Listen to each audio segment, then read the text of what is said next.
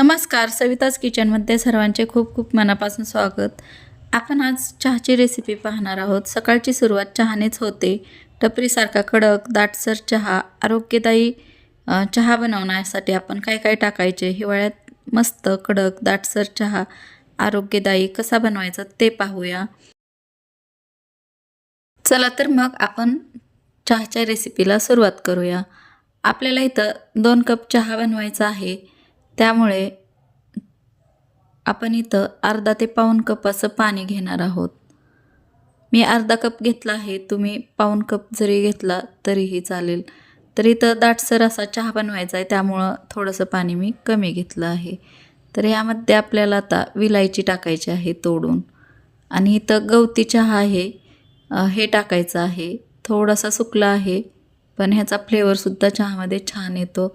तर इथं मी अद्रक कुटून टाकला आहे, खिसून न टाकता कुटून टाकायचं, म्हणजे खूपच चहाचा स्वाद छान येतो आणि अद्रकचा कडूपणा त्यात उतरत नाही। आणि 1 चमचा असं चहापत्ती टाकली आहे। तर ही चांगली उकळून घ्यायची आहे आपल्याला 1 मिनिटभर असं। तर बघू शकता ही आपण छान अशी उकळून घेऊया, म्हणजे चहाला कलर खूप छान येतो। आणि आता इथं साखर टाकूया। आपल्याला जर कमी गोड पाहिजे असेल तर तुम्ही कमी साखर टाकू शकता। इथं मी 2 चमचे असं साखर टाकली आहे, 2 मोठे चमचे टाकले आहेत। तर तुम्ही इथं कमी जरी टाकली तरीही चालेल, 1 चमचा टाकले तरी बी। आता इथे अर्धा कप पाण्यामध्ये आपण चहापत्ती टाकली आहे, गवती चहा, अद्रक, विलायची टाकली आहे। तर हे छान असं उकळून घेऊया। 1 ते 2 मिनिट असं मध्यम ते बारीक आचेवर आपल्याला हे उकळून घ्यायचं आहे। अजिबात घाई करायची नाही।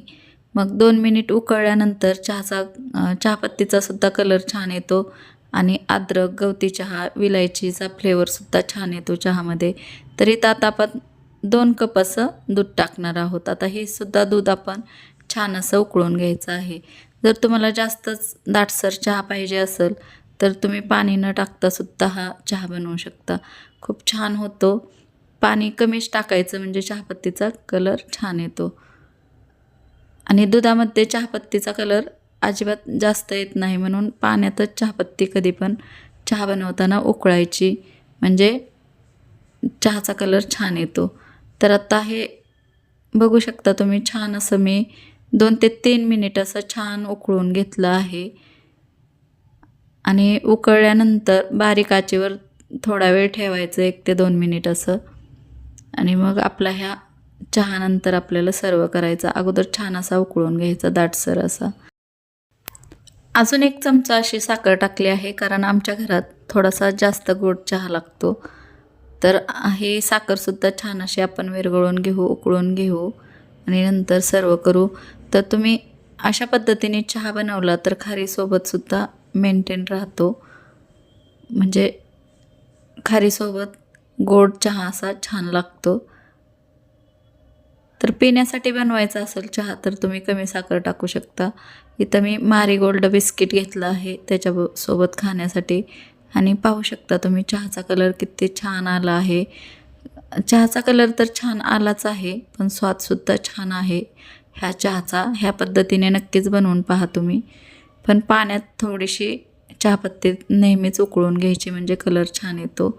तर ही चहाची रेसिपी तुम्हाला कशी वाटली तर नक्कीच कमेंटद्वारे सांगा, आणि आवडली असेल चहाची रेसिपी तर लाईक जरूर करा, आणि व्हिडिओ शेअर करा मित्रमैत्रिणींसोबत। सविताज किचन या चॅनलला सबस्क्राईब करा। अशा छान छान आणि नवीन नवीन रेसिपी पाहण्यासाठी सविताज किचन या चॅनलला सबस्क्राईब जरूर करा। धन्यवाद।